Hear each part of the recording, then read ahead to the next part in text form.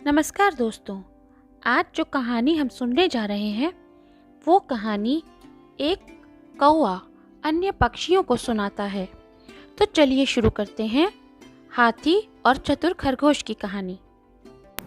एक वन में चतुर्दंत नाम का हाथी रहता था। वह अपने हाथियों के समूह का सरदार था।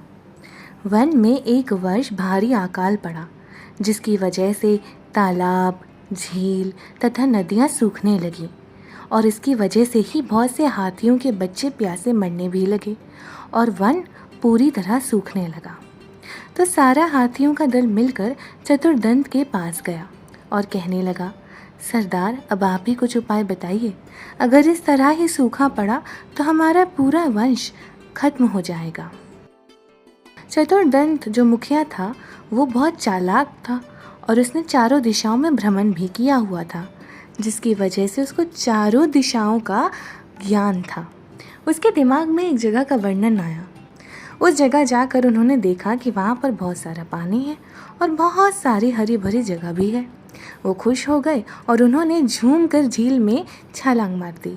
सुबह से शाम तक वे झील में ही नहाते रहे और बाद में जब वापस जाने लगे तो उनके मार्ग पर बहुत सारे खरगोशों के बिल थे। तो हाथी उन खरगोशों के बिल पर पैर रखकर चले जा रहे थे।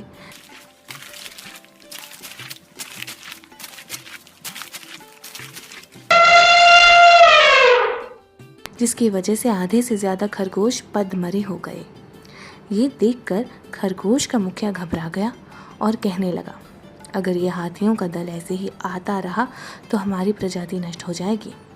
सभी खरगोशों ने मिलकर जो खरगोश मारे गए थे उनके लिए एक मौन व्रत रखा और एक सभा भी बुलाई।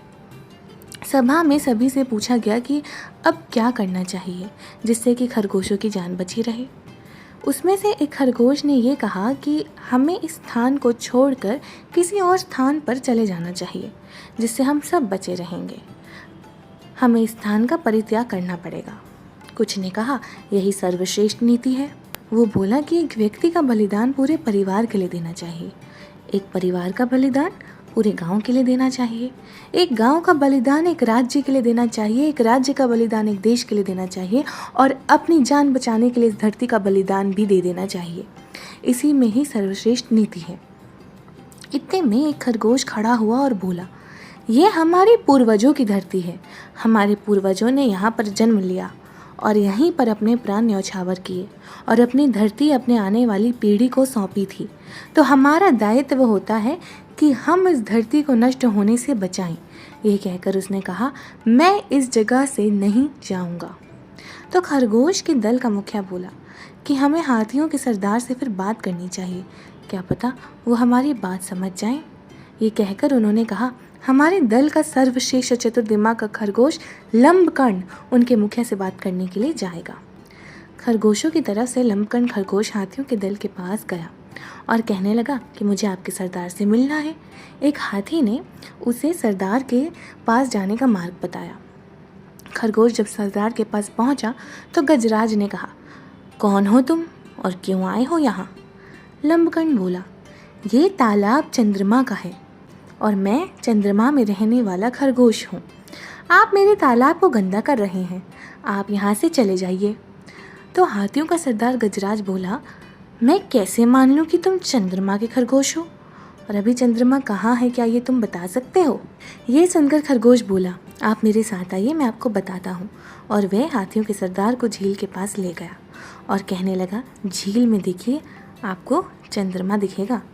झील में चंद्रमा की परछाई सच में दिख रही थी, जिसको देखकर हाथियों के सरदार को लगा कि ये तो सच में चंद्रमा का ही तालाब है और हम इसे गंदा कर रहे हैं। ये देखकर हाथियों का सरदार गजराज डर गया और उसे लगा कि अब यहाँ से जाना ही उचित है, वरना क्या पता चंद्रमा हमारे वंश को खत्म कर दे। वह अपने झुंड को लेकर वहाँ से तभी के तभी चला गया। इससे हमें यह सीख मिलती है कि हमें हमेशा धैर्य और चतुराई से ही काम करना चाहिए।